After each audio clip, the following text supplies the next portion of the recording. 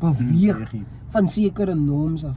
So in die Weskaap, ek dink dis hoekom in die Weskaap fetal alcohol syndroom nog so groot is, because it's a legacy van alcohol misuse. En dames, hier is nou iets wat die mans nou nie kan vir blame kry nie.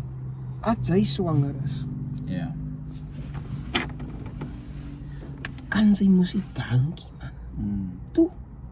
Want behalwe Nee, maar Rico is mos net 'n syde. ek gaan die phone, ek gaan my face toe maak nee. Asseblief. Ek kom my lei teen graad 2 kan hy nie tel nie. 1 + 1 is geel.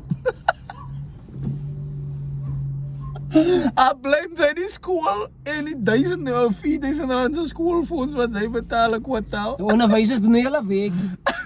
It's not seker grappie.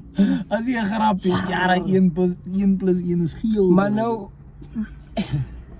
ek wil eers wees man, asseblief. Ek vra hom verskoning. Op 'n ernstige noot. Ja. Imagine jy gou. Jy wat nou ouer is wat vir jou sê afsien. Ek kan maar drink soos ek wil. Ek kan maak wat ek wil. Is maar net ek veral as jy nie weet is en dis wat sometimes gebeur. Mense weet nie hulle is pregnant nie. Hulle voel nee. Jy weet. Ja. Jiggy hi. Maar jy drink nog steeds.